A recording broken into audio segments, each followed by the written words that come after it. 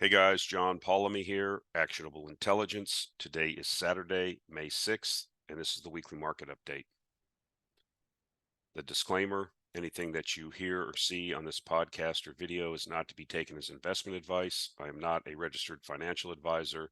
I cannot give individual investment advice. This is for informational purposes only. Please do your own due diligence and research. It's your money. It's your responsibility. Before I get started, I'd like to have a housekeeping note. And there's a couple subscribers to the newsletter, to the Actionable Intelligence Alert newsletter. I hope they're listening. I've tried to reach out to them. They're not getting the newsletter. What I've noticed is there are certain email addresses, typically hotmail.com. For some reason, for many people that use Hotmail email addresses, they have trouble getting not all of them, but some of them have trouble getting the newsletters, even emails going back and forth from my Gmail account. So if you are not getting the newsletter and you have a Hotmail, even if you're not getting the newsletter and you think you should be, check your spam, search your spam folder, you know, look for it, because a lot of times it just goes to spam for some people. If not, reach out to me at, john.polemy@gmail.com. Maybe even use a different email address to interact with me. Also, if you're a subscriber, you have access to the Discord. Hit me up, message me in the Discord, or on Twitter, DM me. I want to, make sure people are getting the newsletter that they paid for. And some people, I just can't get comms with them, so feel free to avail yourself of any opportunity to reach out to me. But there's something with these Hotmail addresses. Not everybody, because we have several other people that have these email addresses and they have no issue, but please check your spam and reach out to me if you're not getting it. Okay, let's get into the news for this week. So obviously the news item that's dominating the headlines obviously is the banking crisis that we're having. We're having bank failures, and I alluded to it a little bit last week, but some good charts came out. This is from US Global Investors. Again, Frank Holmes puts out this weekly information thing. It's called Frank Talks. It's free. He has a lot of good charts on here. So this is where this came from. But anyways, it shows that the total assets lost in bank failures during this current bank failure cycle have exceeded those during the financial crisis, which I find interesting. And you have, far less banks. I think it's actually 4 banks now. I'm not keeping track of everything minute to minute, but anyways, and so yeah, I mean, so far, the narrative that's being promulgated by Jay Powell. I thought it was interesting during the this week when they raised rates again, and he gave his statement, and he kind of said during the statement that he gave that they felt like the banking crisis was under control, and then like 2 hours later, another bank was like in trouble, right? It was all over the news. So a lot of people have a lot of confidence in government, and these people, what I call the pointy shoes or the Sharpies. I don't. Everybody thinks that there's some master plan they're running. I don't believe that for a minute. And I think they're just reacting all the time, constantly reacting. I think that, they're, but people could say, well, what do you know? You're just some doofus on YouTube saying things. Well, I think you can look back at the from the Greenspan era forward. I mean, has what is monetary policy? What is raising and lowering interest rates and QE done, except for increase the level of wealth for the upper classes? I'm not going to crab. I think Howard Marks described it. I've benefited from it. I'm benefiting from it. That's why we have the newsletter. That's why we talk about these videos. In a perfect world, I would change everything. I would have sound money and We wouldn't have QE, and we wouldn't have banks taking all of these risks, and we would have people like, at JP Morgan and Goldman Sachs that are doing all this prop trading and taking all these risks to juice their profits so they can get higher bonuses. They would be on the hook for these things. They would, force them to be partnerships, so they have to endure the losses themselves.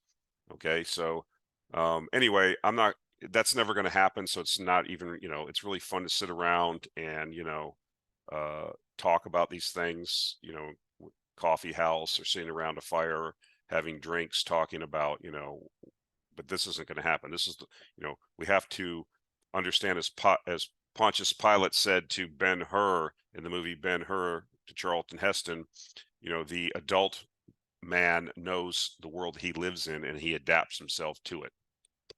So it's one of my favorite scenes in that movie. So that's what we're doing here. So we're looking at what they're doing, and we're going to have to adapt ourselves to it.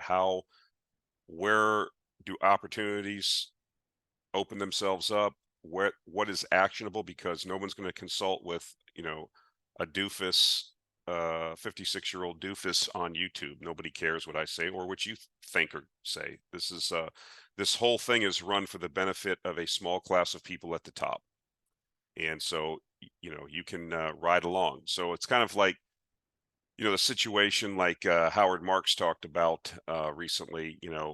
If you go to the airport, those, I mean, they don't have them in every airport, but in a lot of them, like when the gates are real long, gate areas, they have those people mover things. You walk, and it kind of, you're walking on a treadmill, but it's like 150 feet long, but you don't really sense you're walking faster, and you have this thing helping you, but you don't really sense it, right? That was kind of the environment we were in for the last 20 years, with rates coming down from the, or even longer, 40 years, with the rates overall tumbling from the Volcker highs down to the 5,000 year civilizational lows over the last couple of years. And now the most rapid, we had that benefit of that wind in people's sails. And I think that that's changing now for many reasons, which we're not going to get into. But obviously, the thesis, the thing that we've been talking about here on these videos and in the newsletter is, we've seen the most unprecedented,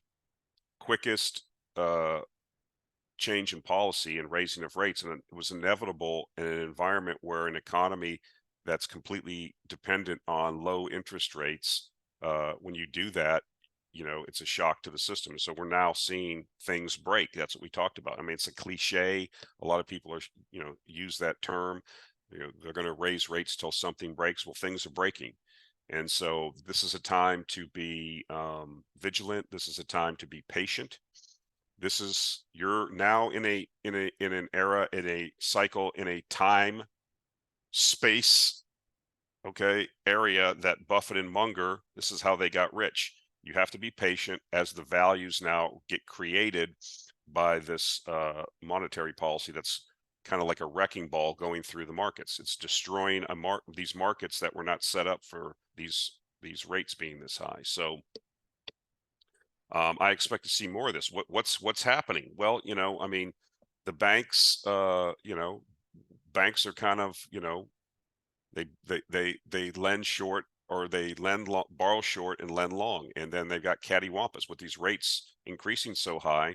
A lot of banks were not prudent in their hedging or their structuring, and so now they've been caught off sides. And as deposits flow out of banks, because banks are not paying any money, most banks do not pay anything on your savings account, very little even still. So people are moving things to brokerage account, money market funds, or using Treasury Direct or whatever to get, you got a 5 handle now on interest rates on T-bills. Why would you risk-free and a risk-free asset? You have a risk-free return. Well, technically, let's just say for purposes of discussion, but literally 99.99%, risk-free return by just sitting in short-term T-bills, and they don't fluctuate in value as long as you buy T-bills, which bills are 1-year instruments or less, 3, 6, 12 months, I believe. I think they have 1-month bills, but anyways, you get the point. And so people are like waking up and going, well, hey, I can do all this on my iPhone during my lunch break. I can open up an account at Schwab, get a money market fund, I can then link my bank account directly with, that account, and then I just swipe to the right and the money moves over there. So it's not like you have to go to the bank and get a cashier's check like back in 1978 or 1982. When you wanted to buy T-bills back then, I remember when they were high, you had to make an effort. I mean, I remember my grandparents were, had went through the depression, so they had their money spread. All they did was work and save money. So they didn't go on vacations, they didn't do anything. They were immigrants, and so they had, and they went through the depression, so they actually knew what a bank failure was. Okay, where people would actually lose their money. There was no FDIC during the depression, and so they would have like 10 or 15 bank accounts, right, with small amounts of money uh, divided up. So if one bank went belly up, they didn't get wiped out. And so I remember when T-bills were paying like 18% or something, and my father was in the living room of my grandparents' house trying to explain to my, immigrant grandfather that you can get this money, and it's actually, you buy the thing at a discount, so you'll get your money, you'll get your interest, basically up front. You buy the thing and he didn't believe it. And so after he convinced them, they had to go around to all the banks, withdraw all the money, okay, get all this cashier's checks, and then, go down to the Federal Reserve Bank in Minneapolis and you fill out the forms, you get the T-bills going. I mean, it was a pain in the butt to move money around. There was a lot of friction in the system. There's no friction in the system now. That's why this is happening so quickly. Okay, the friction is no longer there. You can, like I said, you can do everything on your phone during your lunch break in 10 minutes. I mean, that's how I did it. It's not hard. I mean, I've been, ever since we knew that J-POW was going to be on this interest rate raising cycle, I've just been pumping more money into T-bills. And you just get, every time they raise rates, you get a raise. Now that won't go on forever, obviously, because now we're starting to see the, things break. But, that's what you're seeing. And that's why these banks, these banks are not paying. They're not able to in many cases because there's not a lot of loan demand. And what are they going to put the money? If you give them money, what are they going to do with it? Right. So they're not going to pay you 4.5% or four. There's some CDs out there you can buy through your brokerage firm. I wouldn't do that. Just put the money in T-bills or like a money market fund, right, that invests in T-bills. That's your best bet with a low cost of management, right? And so you just sit here and wait. This is how wealth is created. You just wait for the bargains now. Wait for the fat pitch. Okay. Um, there will be a time when commercial banks or these regional banks become so cheap, they won't all go out of business. They won't all go belly up. They weren't all mismanaged. They weren't all, pushing the limits.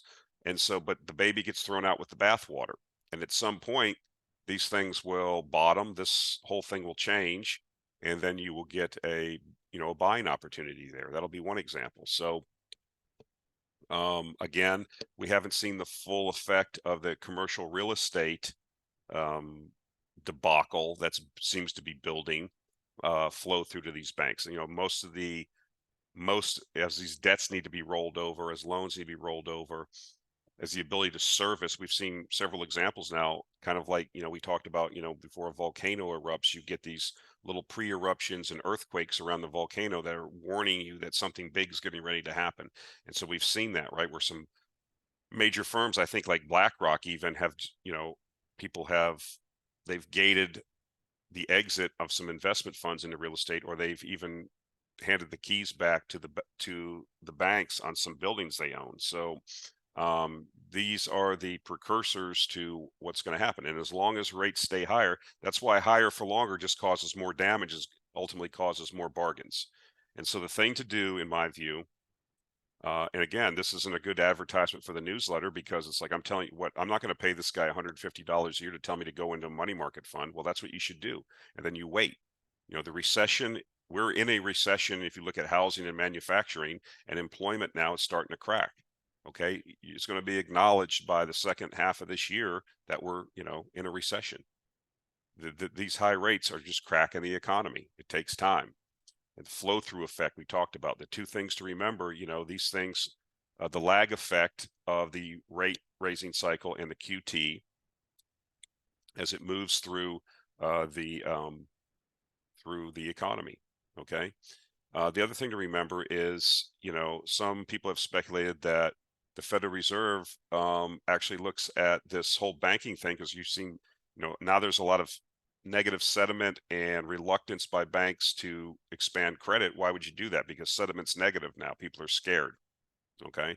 There's a difference between saying, okay, I philosophically understand that rates are moving higher and that the economy should slow down, and then real fear.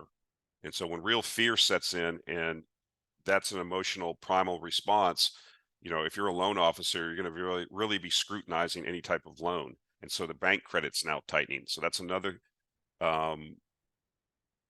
tool, if you will, that is going to, not tool, but another item that's going to have an effect on tightening credit. And this is a credit-based economy, okay? Consumer-based credit economy. So, and so this, you can expect more of this, right? I don't know. I'm not a credit analyst. I am not a banking analyst. I have no idea how many more banks are going to go belly up. But I don't think this is over yet. I mean, we have 4,000 plus banks in this country. And I'm going to show you a slide coming up that a lot of them, quite a few of them are in trouble. And the Federal Reserve knows this. So here's the regional bank index closed at a 43-year relative low versus the S&P. You can see that here. You can see how it just basically fell out of bed here. Good chance it goes lower at some point. You don't want to catch a falling safe, right? And people like to use the word falling knife. I heard the meme, don't catch a falling safe, just step out of the way, it'll hit the ground and the door will pop open and you walk over and pick the cash up. So I'm not interested in looking at this until like I said, there's going to be some banks that are going to go, as the baby gets thrown out with bathwater when this thing turns, which it eventually will. Eventually the Fed will cut rates and things will normalize again in the banking sector, and there's going to be some bargains there. There's going to be, but we don't know why try to pick the bottom now. I mean, with rates, you still have people, you still have rates very high.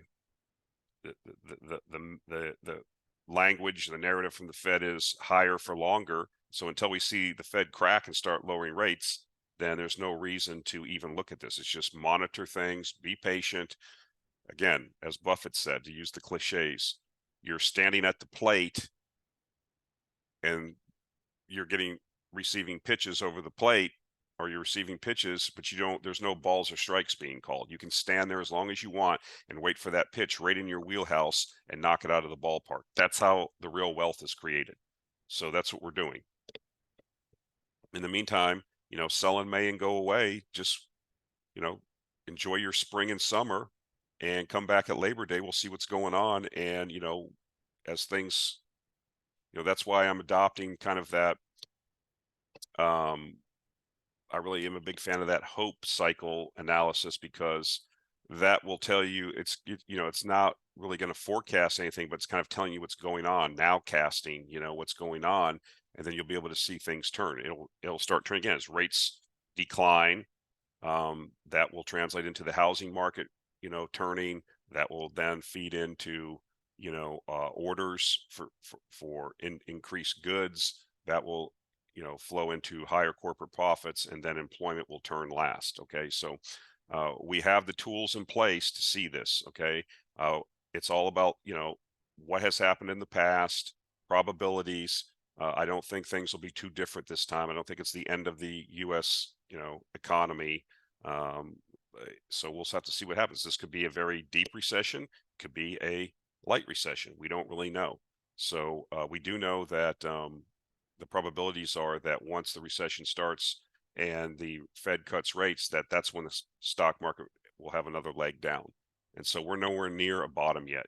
I'm thinking, a lot of people are thinking, if you listen to some analysts, but if you look at like the Buffett indicator for market capitalization as a percent of GDP, we got a long way to go down. Maybe 3,200 on the S&P is something to be looking at. So nowhere near the bottom here, even though we're at a 43-year low, the regional bank index. It's not time to step out there and try to pick a bottom yet.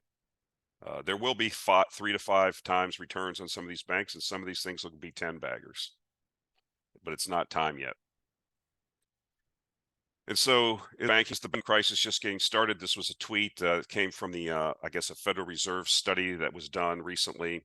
And it says at third quarter end, I think this was last year, 722 banks reported unrealized losses exceeding 50% of capital. Oh, and it says 31 of these banks report negative tangible equity levels. Banks reporting negative tangible equity are currently not able to borrow new money from federal home loan banks and may lose the ability to sell loans to government-sponsored enterprises. It says some banks are taking actions to shelter further market losses, including changing the accounting treatment of their securities, right? Thus, their intent to use securities for liquidity purposes, hedging their interest rate risk, and/or retaining more tangible capital. So there's a lot more people swimming without shorts, and as the tide continues to go out, we can anticipate more of these things surfacing and more problems surfacing. Again, this was a recent Federal Reserve study, so they know what's going on. I don't think they're sad about it because I think, in the majority of the world, most countries don't have 4,000 banks. I think like in Canada, there's 4 or 5 major banks that the deposits are concentrated in. And I'm not so sure that, the Federal Reserve wouldn't want to see more banks go away as long as it doesn't turn into a full-blown crisis. Again, they get the benefit of the banking sector helping them tighten credit and lower this inflation. But I think that they're way over their skis again. And, if you look at the 2-year versus I'm not going to get into that again. We'll just see what happens. So here's, a big part of the problem, right? Money market holdings. This is people putting things into short-term like T-bills and money market funds and invest in short-term securities. Hit record 5.3 trillion in week ended May 3rd. It's up 447 billion in 1 week, up 100 billion in 2 weeks. The bank run is accelerating. Again, now people are waking up. Now there's more and more. This, again, the era of social media, 24-hour news, the ability to swipe right and do anything on your phone. Again, there's no friction, and that's why this, I think, will accelerate. People are going, well, this is, I have like $5,000 in a savings account. Why don't I just put it in a money market fund and get, I'm getting 10 basis points or 25 basis points from, Wells Fargo savings account. All I have to do is link this brokerage account or link this to Treasury Direct, and I can just buy T-bills. That's how easy it is. And then you just, like I said, you just do it on your couch during a commercial in a baseball game. That's how fast it can be done. And so I think you're going to see more of this. And it's going to put more pressure, right, on the banking system. But it's, if you're smart, that's what you do. I mean, you should be, taking that, 5% return and, just biding your time. And I think you're going to see more of it. This is Hugh Henry. He's a guy that I followed. He was a hedge fund manager. He had a lot of, back when he used to wear suits and cut his hair. I mean, he comes off as, I think he lives on St. Bart's now. He kind of just, semi-retired. I don't know if he's running money still. He has a Twitter account.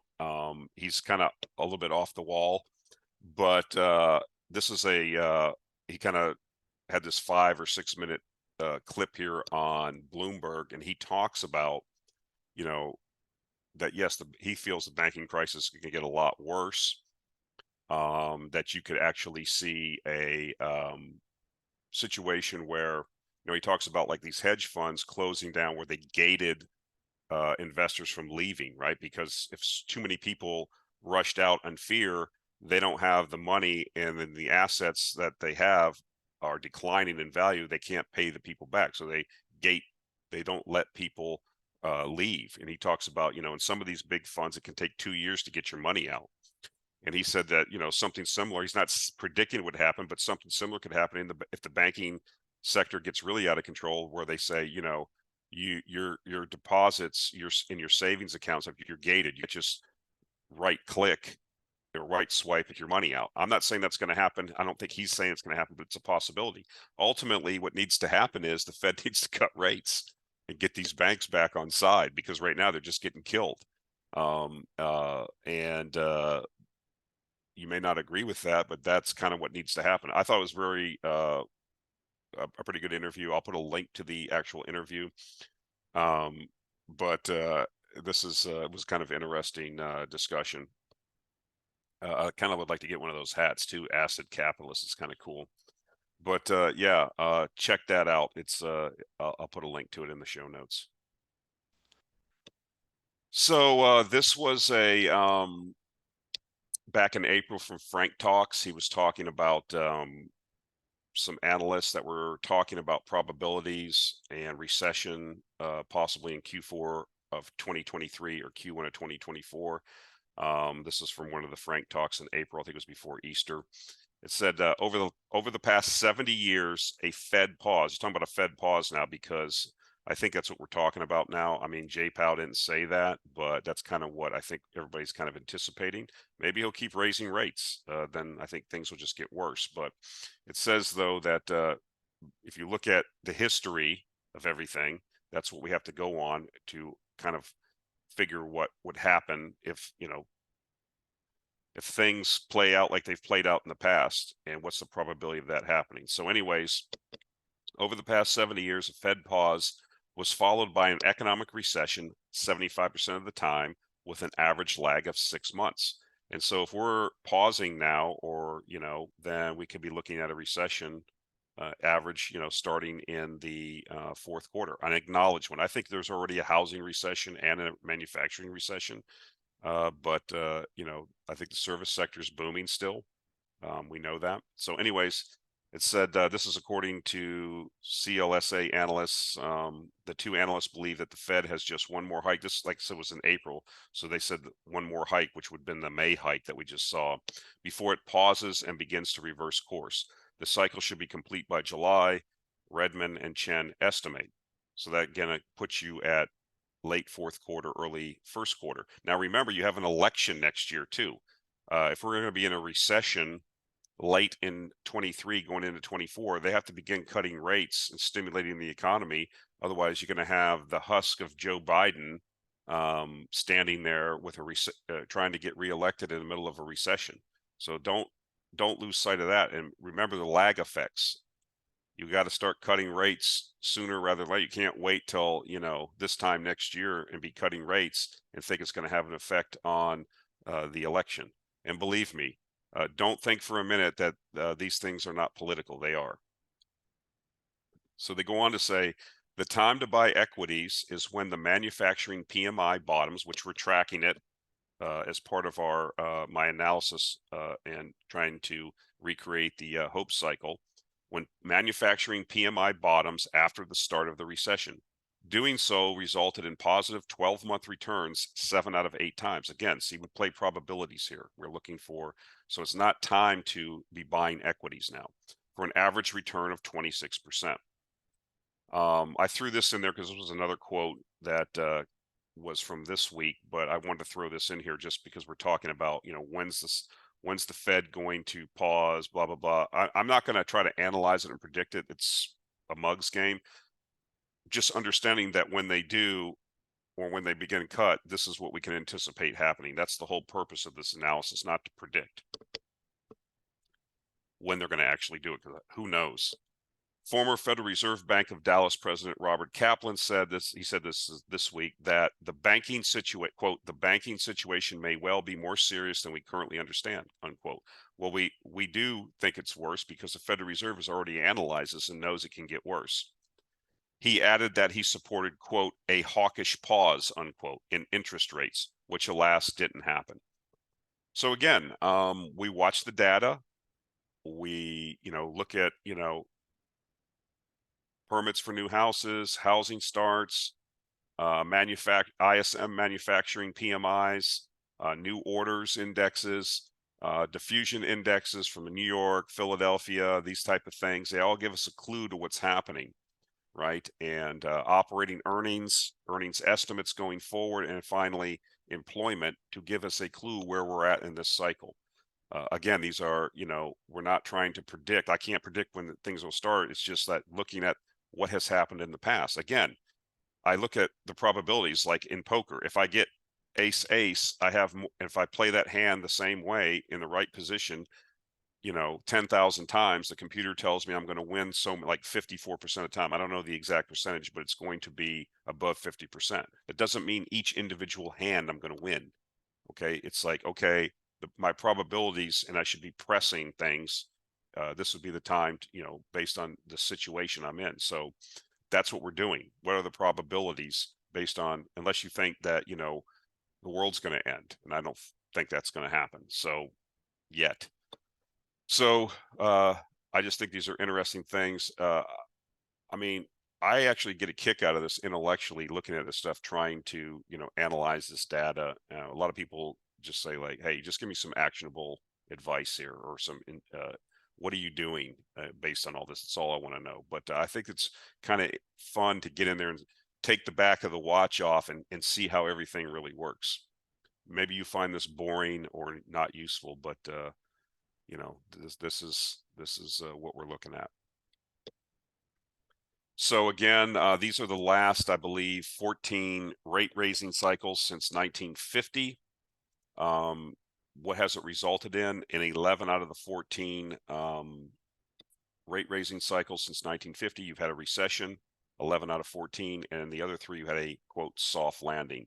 So my suggestion to you that after 10 years of zero rates basically and free money and being on that people mover like Howard Marks says, do you think we're going to have a soft landing? I don't think so. We're going to have a recession, and there's a good probability it could be very deep and very painful. So we'll see. We don't know. Like I said, this employment thing's kind of muddying the waters. It's not really moving up like a lot of people anticipated it, but I think we're starting to see cracks. So we watch. So that kind of segues into oil. It's like you saw oil getting destroyed over, I think it's the 3rd week in a row we're down. Last week it was really getting killed. Remember something about the oil market, right? So, if we have everybody saying, well, oil's going to continue to drop because we're in a globalized, synchronized economic decline. Well, that's not actually true, because if you look at global liquidity indicators, they look to have bottomed last October. The Bank of England and China, so you have to keep those things in mind too. Just because you can't just look at the U.S. on everything, okay? Or just Europe. There's a whole rest of the world out there we have to look at. So one of the things, and there's a lot of factors that go into this. The problem with the oil market is that there's so many more contracts that are traded, paper contracts, than there are. And I'm not a conspiracy nut. I'm just telling you how it is. And so when you get headlines, a lot of this stuff is driven by algorithms.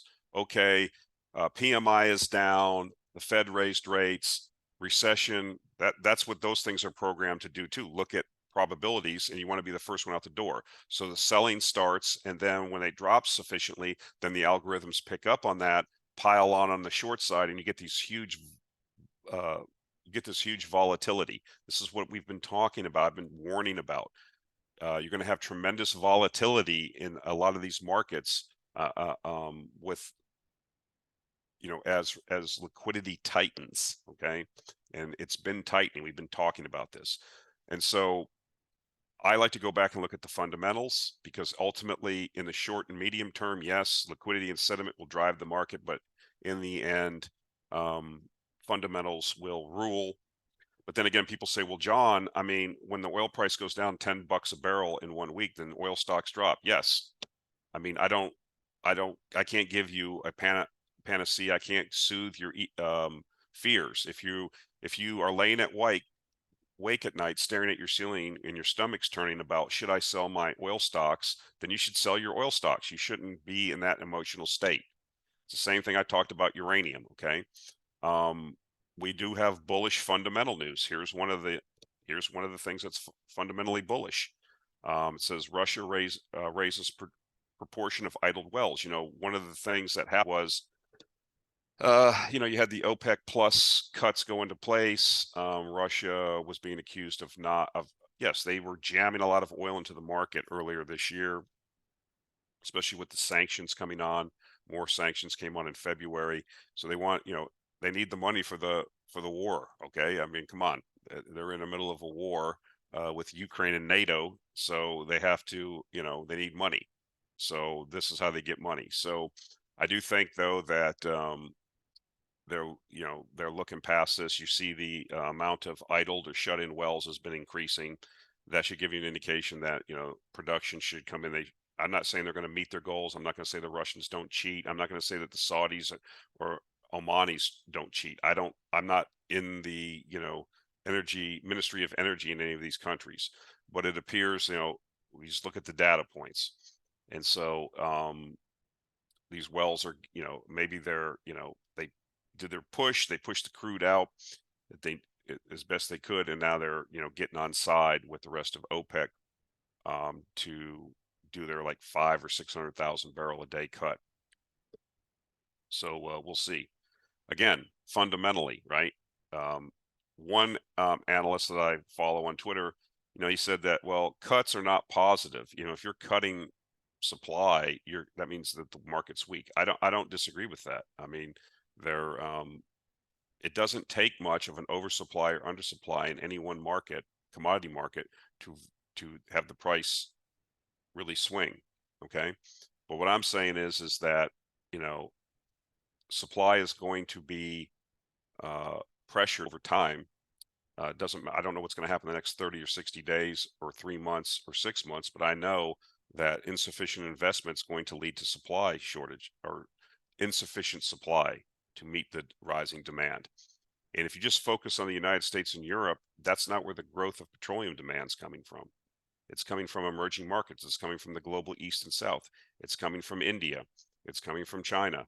It's coming from, the Philippines, Indonesia, Bangladesh, Pakistan, Africa with 1 billion people. I mean, it's just going on and on and on. Okay, that's where you need to look. And is the investment sufficient to meet that rising demand? If demand in the West falls off over time, then it just as the price of crude goes down, guess what's going to happen? The emerging markets are going to increase their usage. Okay, that's what's going to happen. So I think that can you have a great financial crisis situation? Can you have a pandemic-like reaction in the market where you get this plunge down? Yes. Then you get down to it. That can happen. That's not a 0% probability. Okay. But what has happened every single time? It's came right back because oil is it's the bloodstream. It's the nourishment. It's what's required for civilization. And so, I'm still in that camp that if you don't invest enough, you're going to eventually have a supply problem, and that's where we're heading. Here's Chinese flights above pre-COVID levels now. So you now have Chinese flights are above when the pandemic. I mean, if you look at a long-term chart of Chinese tourism and things like that, it's been in a 45-degree angle. The thing that interrupted it was COVID. Well, that's over with now, and China is slowly but surely, returning to trend. It's going to take the rest of this year and into next year, and that's the same thing. If you look at the airport operators around the world that I look at that are publicly traded, you'll notice they had the big drop after the pandemic, and they've been slowly, traffic's been building quarter after quarter. Okay, so we're still not back in many places to pre-COVID. We are in China and India, but other places we're still building. So that demand is still there. It's that demand's still coming. Okay, and again, if the price of crude drops from 100 to 60, then flight prices drop, transportation prices drop, the consumption of the fuel has a tendency to increase in these emerging markets. Again, you can't just stay focused on what's happening at Cushing, Oklahoma, and in the U.S. I mean, they just had a refinery blow up in Deer Park. I was coming back from a job site inspection yesterday, and I was going over the Ship Channel Bridge, and a freaking refinery blew up. Okay, well, that'll have a short-term effect, but in the big scheme of things, it doesn't matter. So I think it was a Shell refinery. But anyways, yeah, it's kind of scary when you're driving past there and flames are, flare stacks are 100 feet in the air and there's flames coming out of one of the units, and you're like just driving by this thing at eye level on the Ship Channel Bridge. It's kind of cool, not cool, but a little intimidating. So anyways, yeah, we're returning. So all of these things come into play, right? You have to what's the totality of this? Again, I use the, you can go on YouTube. I like watching these videos about the boaters that go in and out of these inlets in Florida, right? There's inlets all along there between the intercoastal waterway and the ocean. And as the tide comes in and out, it makes it more treacherous you have to really know what you're doing to transit the inlet at these times when either the tide's going in or out. And a lot of people don't know what they're doing and they get themselves in trouble. And this is kind of what we have going on here, right? We have this push-pull, pulling back and forth, supply and demand, things that are affecting both sides. And then what comes out totality in the end is, it's very volatile. Okay. And then what are we going to be looking at? Lower prices? There's a very good chance we could have lower prices for some period of time. But again, where are we at in the cycle, right? If we're going to enter a recession in the US, yes, we will see demand go down. Is it going to be sufficient to overcome the demand increase around the world? So again, in a context of global liquidity having probably bottomed sometime last year, and now, making with a tendency, you should be looking for things to get more easy as we go forward. Okay. Or you'll see more central banks pausing and then eventually cutting. So a lot of things come into play. Again, if you have new money, you can sit there and wait. There's no reason to come running in right now until you get more certainty. But that's, I don't try to trade these things. Some people are successful traders. They should, create, a YouTube channel and tell people how to trade successfully. I'd be interested but what happens is these guys are not consistent. And I just try to play the probabilities. So here's some news that came out yesterday or a couple days ago. This is what I'm talking about, right? The United States will permit Chinese airlines to increase passenger flights between the two countries to 12 round trips a week, equal to the number China has allowed for U.S. airlines. The United States Department of Transportation said on Wednesday. Although China has downgraded its COVID-19 management and lifted travel restrictions on January 8th, the number of passenger flights remains significantly lower than those pre-pandemic. And these international flights are the big gas guzzling flights, right? So you say, okay, well, 12 round trips a week. What does that mean, John? Well, before COVID, it was like 150 flights a week round trip between China and the US. So we have a long way to go and the trend is up. And so you should see demand incrementally stacking over time. And you're already at record flights.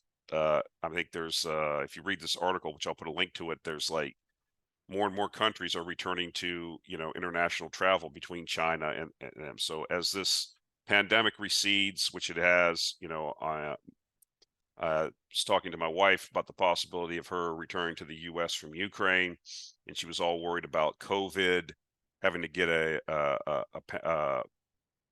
inoculated or whatever, because that was a requirement. Well, that's all been dropped now too. You don't have, she's a green card holder. She didn't need to worry about it anyways, but international travelers, I think they lifted that requirement now. I think or it's lifting by May 11th or something like that. So as this stuff recedes, we still have to recover back to what we were talking about or where we were before. Okay. And then we will get back onto trend growth, because if you look at Chinese and Indians and emerging markets, their flight data, they're traveling, they're middle class now. Once people become part of the middle class, they want to start going on vacations. They want to start visiting. I lamented once when I was at St. Petersburg, Russia, several years ago, before the pandemic, and I couldn't stand it. I would always, after the first couple of days, I realized that was just flooded with Chinese tour groups. It was unbelievable. They become you'd be sitting there trying to like analyze or look at something at the Hermitage, very few people, and all of a sudden this group comes through of like 60 people. All you hear is camera shutters going, and they have like a flag, a guy at the start. They say a few words and move on. You got to get out of the way. It's like a buffalo herd coming through there. And so I suspect that we'll head back to that, eventually, that type of tourism and things like that. And it won't just be the Chinese, it'll be other people. As people enter the middle class, they're going to want to have, just like you in the US and Europe, you like to vacation, you like to have new experiences, you like to travel to places. Other people are going to want to do the same. So it says here, it is the first flight increase between the two countries allowed by the U.S. since August 2020. So again, the recovery in this demand will increase. This isn't the only driver. I just point this out because it is a big driver, but it's not the only one. If the market recovers well, the number of international flights to and from China by the end of the year is expected to reach about 80% of the level before COVID. So if everything stays the same, we get back to 80% of the pre-pandemic flight levels, and then we'll just continue to increase over time with about 7,300 flights per week. That's China in total, not just to the U.S. But anyways, you get the point.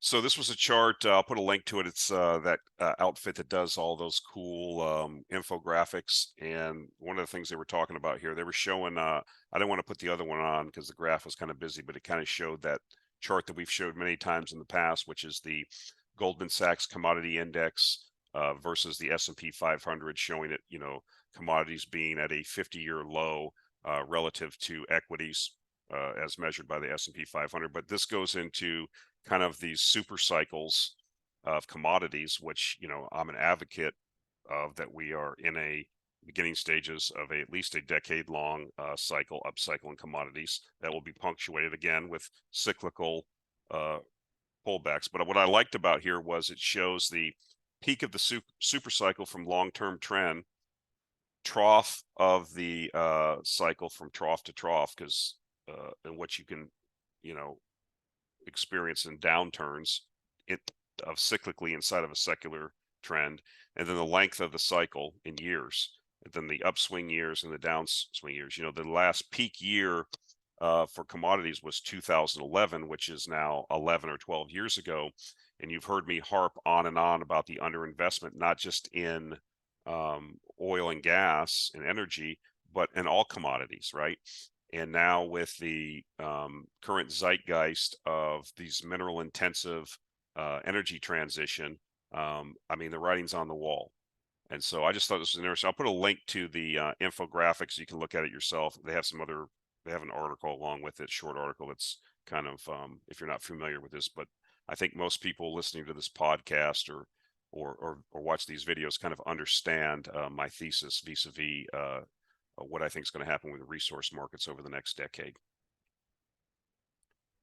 So I like this. This was a good article. It was called, this is the actual name of the article, Revenge of the Turds. What the point of this is the hype cycles, right? And what they did was they looked at Google search terms for like these different things: .com, Bitcoin, cannabis, wearable tech, solar, 3D printing, blah, blah, blah, blah, blah.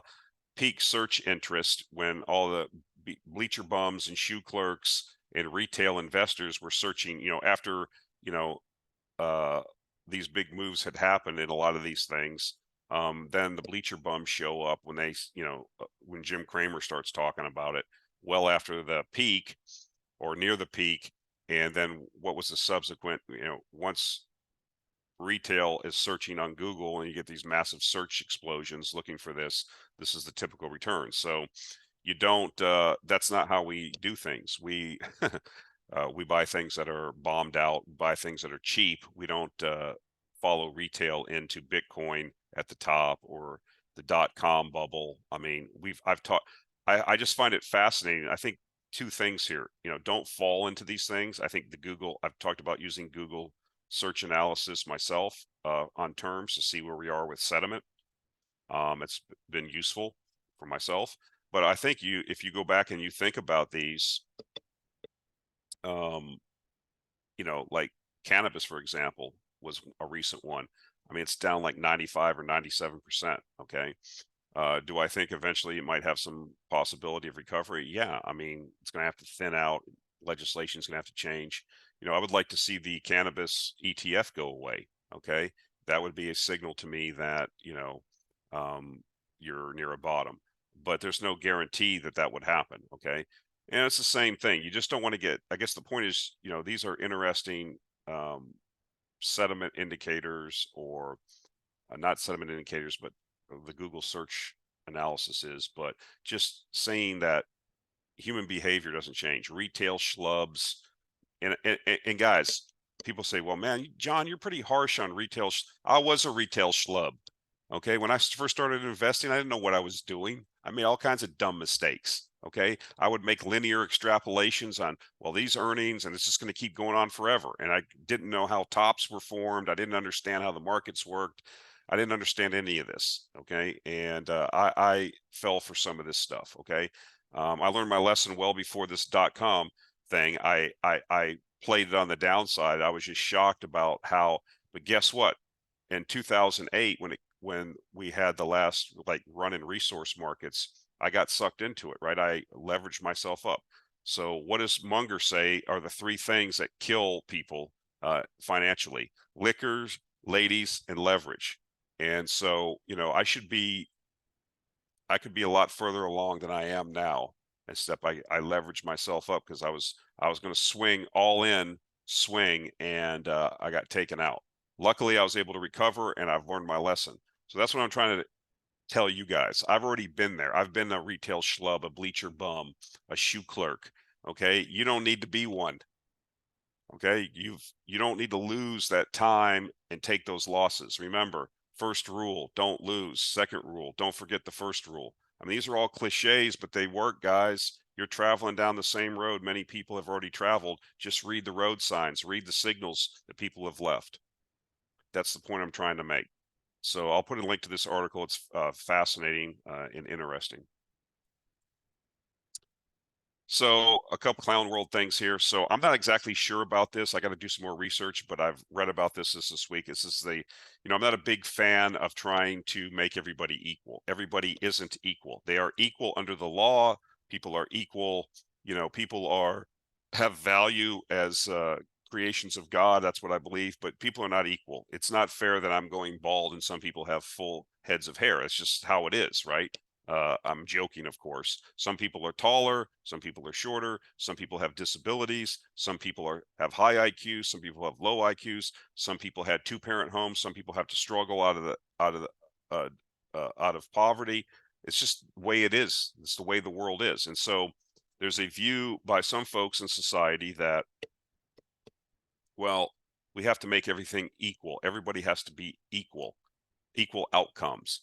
And the problem with that is that that's not achievable. We saw that the last century where different regimes tried that, and they ended up they murdered around 100 million people. Again, you can read Gulag Archipelago, you can watch The Killing Fields, you can read the Black Book of Communism, which some French former communists wrote to basically catalog all of the deprivations, purges, liquidations, imprisonments, suppressions that all these different regimes did, all with the view to do what? Make an equal society.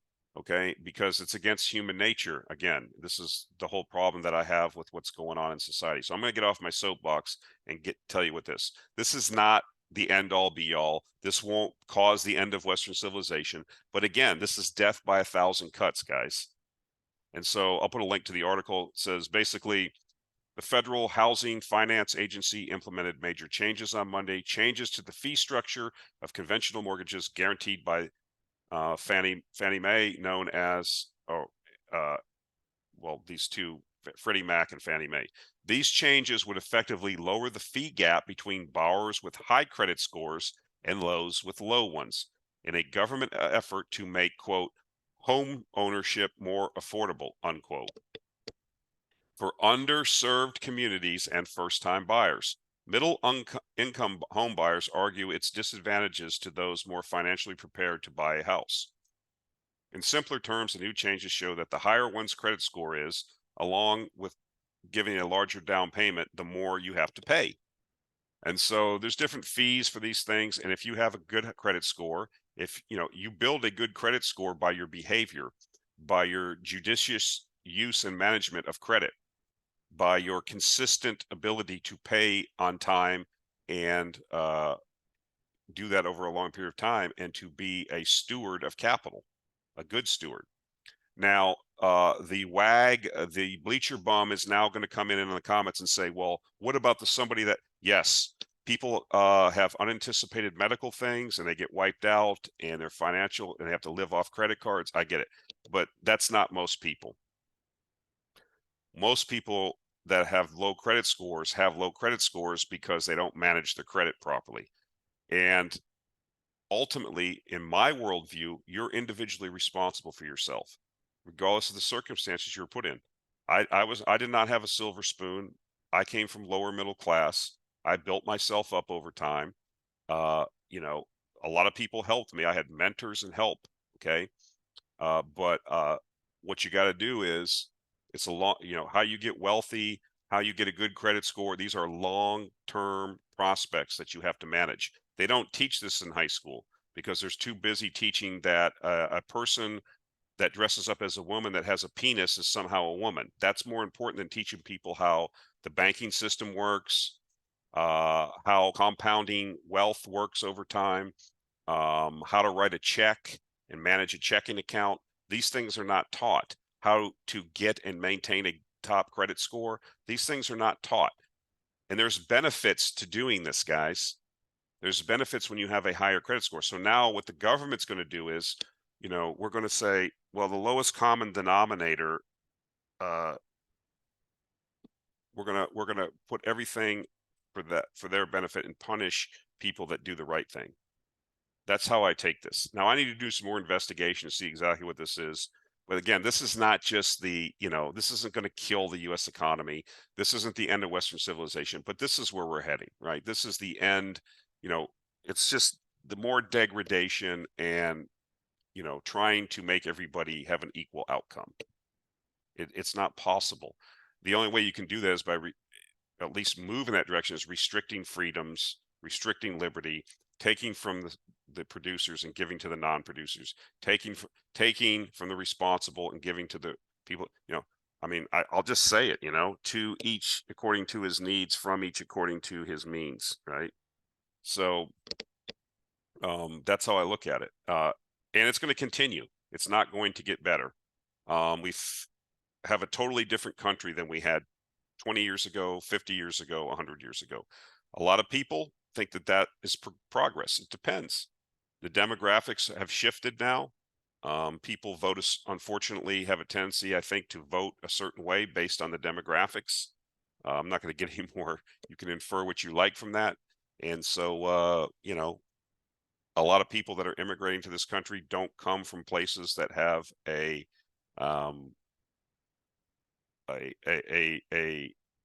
steeped in the values of the founding fathers of this country. Let's put it that way. And a lot of people will say, well, they're fine with that because, but that's why I think that, a lot of people, I don't see, this is why I think you're in a long-term decline. But again, there's a lot of ruin in the country. It's not going to happen overnight. All right, one last thing, because I hate this guy. Here's our buddy from the World Economic Forum, Yuval Noah Harari. He's the little stooge advisor to the, Klaus Schwab and all that. Here's another video. It's kind of edited a little bit, but you get the gist. They kind of use it here, WEF puppet. That's what he is. I really do not like this guy. He's a very dangerous person. He's very intelligent. He's very elitist, snobbish. When you talk about the managerial class or the technocratic class that wants to rule over everybody else, this is the kind of person you're talking about. This is the mindset. This is how they talk and act. And again, as I said during the pandemic, they have it in your face. They don't care that okay? Because they feel that they have the momentum and they don't really care. I mean, you see people like, for example, one of my favorite people to listen to, who's really a good fighter about this whole pandemic thing, and now what's happening as repercussions, is the MEP in the European Parliament from Germany, Christine Anderson, and she's very, very well spoken. She traveled to Canada recently. She's a member of the party of AFD, Alternative for Germany, and she went to Canada and met with some people that were sympathetic to the same views, supporting the Canadian truckers, things like that. And of course, the Canadian media took after her. the leader of the Conservative Party that's going to be trying to run against Trudeau. I forget his name, Pouvier or whatever his name is. The so-called conservative. He denounced her as being a racist and all these horrible things, which she's not. She's just as against the establishment.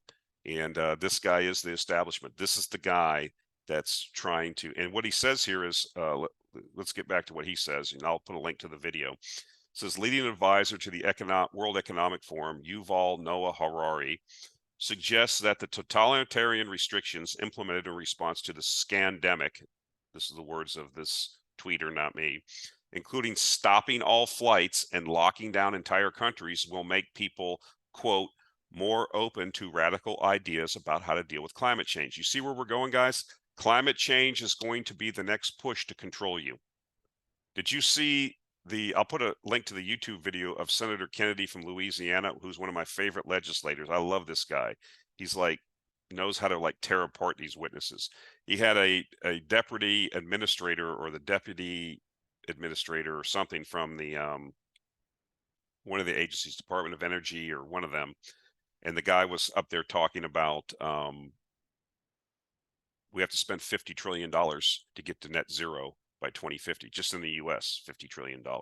So Senator Kennedy asked him, well, first he was asking him, how much do we have to spend to do this? And the guy was like, well, other experts, he said, well, you're the deputy director or the deputy administrator. You don't know how much we need to spend. And then he trapped him again. If we spend that, how much will it reduce CO2 emissions and have an effect on, the climate? The guy couldn't answer it. So it's a scam.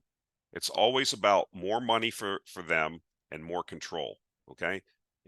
And that's not, that's just how I look at it, guys. And this has to be watched because, again, now I just talked about it earlier in this video. Yes, they're loosening up all the airlines and all that stuff and travel again. But again, it's always 2 steps forward, 1 step back, 2 steps forward, 1 step back. Christine Anderson was talking about these 15-minute cities. This isn't for your benefit or that's how it's going to be couched. It's so that they can control you. Okay. They want total control. They want to control your money, your health.